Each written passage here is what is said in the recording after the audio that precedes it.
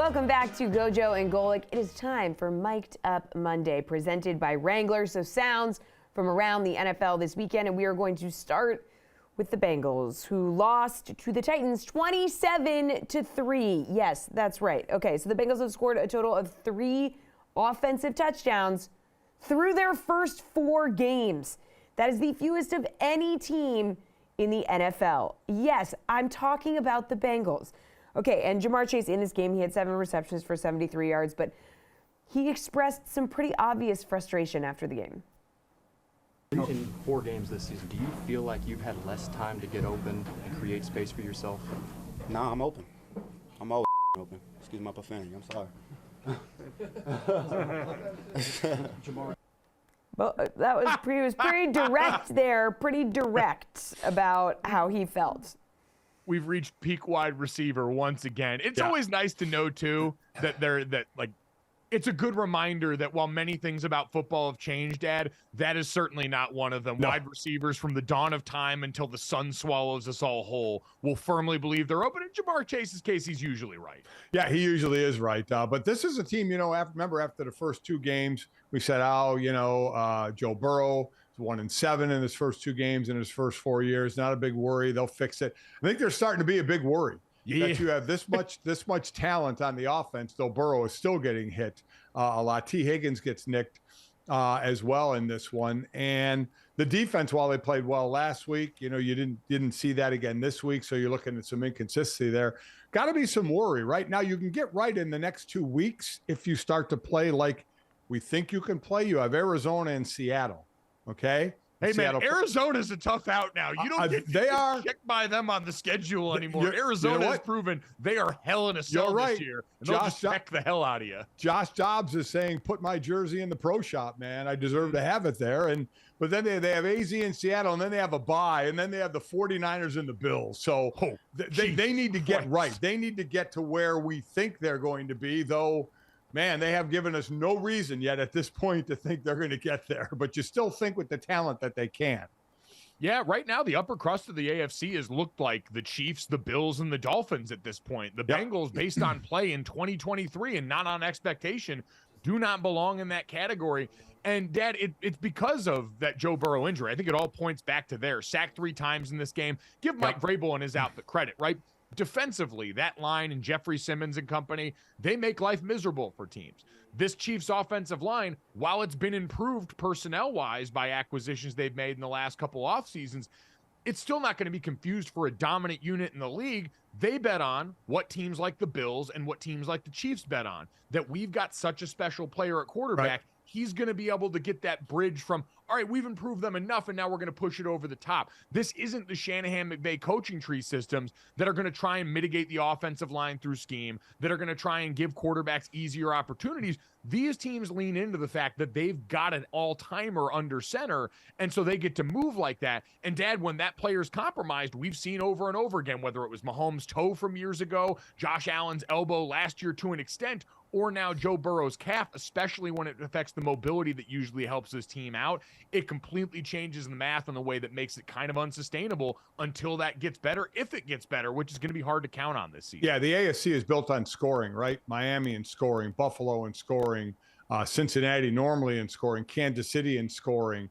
It's built on how high can you go, and defense is certainly you want to play well, but it's built on the fact that you can put a lot of points on the board. And boy, Cincinnati is really, as Jesse mentioned, 3 touchdowns. I mean, that's crazy. I mean, so the worry meter's got to start hitting pretty heavy there. Yeah, this is starting to just become who they are, unfortunately, with this version of their quarterback. Let's get to another uncomfortable situation in the NFL, Jesse. The New England Patriots are starting to have to answer a lot of uncomfortable questions about their quarterback and potentially their head coach. Yeah, and Bill Belichick is just repeating the party line here. He says Mac Jones is still the starter, despite Mac's performance in that 38-3 loss to Dallas. So they lost by 35 points, guys, to the Cowboys. That is the worst loss of Bill Belichick's head coaching career. Wow. Yeah, insane. And Mac Jones' performance, 2 interceptions, a fumble returned for a touchdown. He's benched in the 3rd quarter. And then you got Bill just coming out and saying, yep, Mac's our guy. Yeah, I don't think there was any point leaving him in the game. he be starting next week against the Saints? Yeah, I just said there's no point leaving him in the game, Mike. So, Bill, was he benched for bad performance, or was he pulled because? No, I said there was no point leaving him out there, so I took him out. I mean, the plan is to continue to start Matt going forward. Yeah. I didn't think there was any point leaving him out there, so I took him out. That's like so Bill Belichick to just they're asking 5,000 different questions and he's literally just repeating that one line like I didn't see there was any point. And so You know how uncomfortably bad it's got to be for Bill Belichick to be wearing real clothes? Yeah, instead he's of wearing just a a button cut-up down. hoodie. Like, things have gotten bad, Dad. Is it time to start tearing this thing down, Dad? The Mac Jones experiment seems like it's over there. Whatever happened last year knocked it off course enough to where it does not look salvageable at this point, because this is going to start to affect how people talk about Bill Belichick and his future with the team soon if they're not careful. Well, it absolutely is. I mean, that's always been the question. Has it been Bill or has it been Tom? And obviously it's a combination of them. But as I've always said, I will put more on somebody who's actually on the field dictating terms, by their play.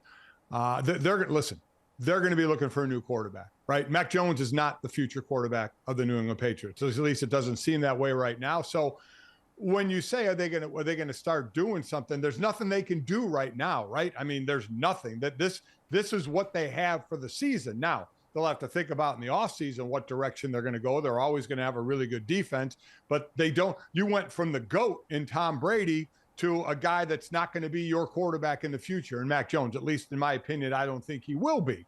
So, I mean, that's a hell of a fall, right? It was going to be a fall anyway, the next quarterback that followed Tom Brady, or the next probably 5 quarterbacks that follow Tom Brady. But this has been a monster fall, an offense that just can't do anything right now. But as I said, we're in the first month of the season. There's not a hell of a lot you can do right now. These are the players that you have. So you have to start thinking about the future down the road, but not now. Not now. There's another game coming up Sunday, then another game coming up Sunday. You got to prepare for those, but start to think long-term about what the next move is going to be. I think when we really look at the honest conversation about Bill and Brady, it's not questioning Bill's greatness. I've seen the Skip Baylesses of the world trying to lean into that. Like, it's just not the case. Right. He's been the best coach of my lifetime in the NFL. But, Dad, this always goes back to there's 2 Bill Belichicks that we're dealing with when we do these conversations. There's Bill the coach and there's Bill the GM. And Bill the GM and Bill the coach have still put out one of the best defenses in the NFL for the last number of years. He knows how to do that. But for a while, Bill the GM has struggled with who they draft, especially in the early rounds on offense. And that's the one area where I think Tom Brady mitigated that the most was, hey, he made it so that you could basically put whoever around him and it was going to all work out because you had that dude. And without him now, you've still struggled at some of the other positions, but you've definitely struggled at quarterback with Mac Jones because the decisions Bill Belichick, the coach, the GM, whoever made last year to go the route he did with offensive coordinator, to bring in a couple of his old cohorts that had no issue on that or no experience on that side of the ball to speak of.